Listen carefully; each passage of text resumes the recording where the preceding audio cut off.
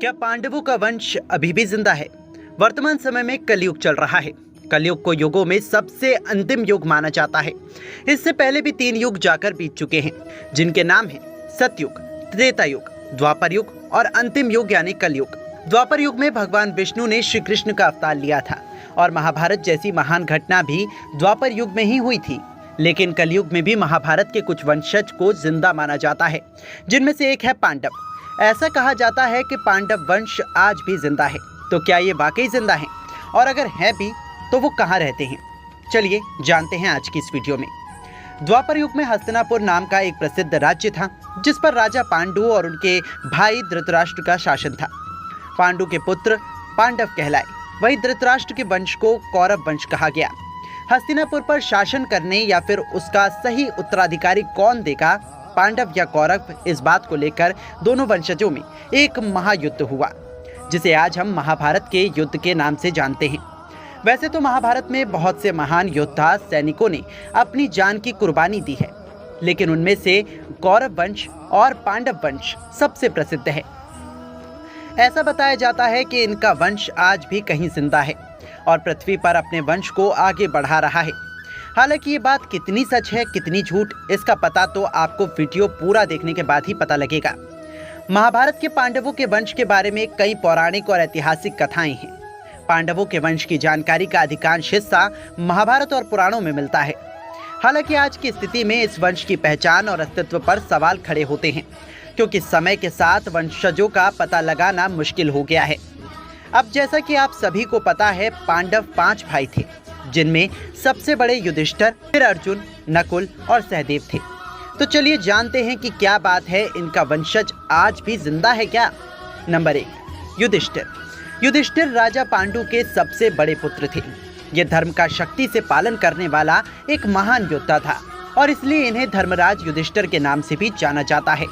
युधिष्ठिर के पुत्र का नाम देवक था, लेकिन उनके बारे में अधिक जानकारी नहीं मिलती। माना जाता है कि उनका वंश समय के साथ समाप्त हो गया। नंबर 2, भीम।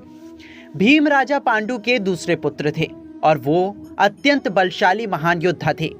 इनमें 100 हाथियों के समान बल था। उनके सामने बड़े से बड़े योद्धा भी नतमस्तक हो जाते थे। उनका विवाह राक्षसी हिडब्बा से हुआ था, जिसे उन्हें तो पुत्र की प्राप्ति हुई थी। भीम के पुत्र घटोत्कच और सर्वक थे।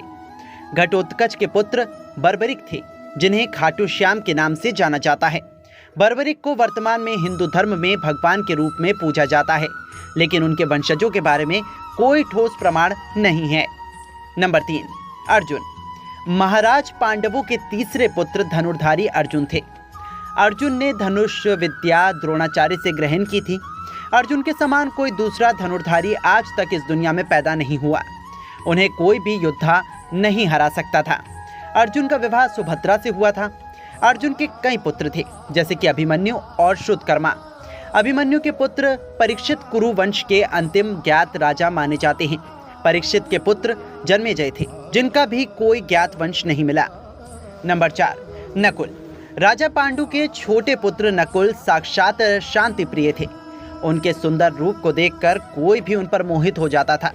नकुल के पुत्र का नाम शतानिक था, लेकिन उनके वंश के बारे में भी कोई ठोस जानकारी नहीं है। नंबर 5, सहदेव। सहदेव के पुत्र का नाम सुतानिक था। सुतानिक ने शादी की या नहीं की, और उनकी पत्नी कौन थी, उनके पुत्र कौन थे, इसके बारे में कोई खास जानकारी नहीं है।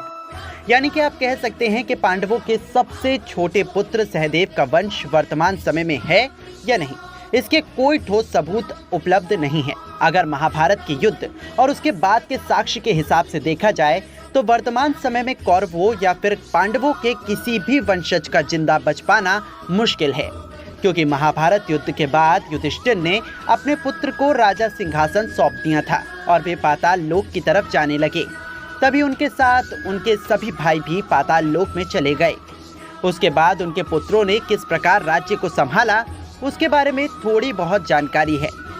पुराणों और महाकाव्यों के अनुसार पांडवों का वंश धीरे धीरे समाप्त होता गया।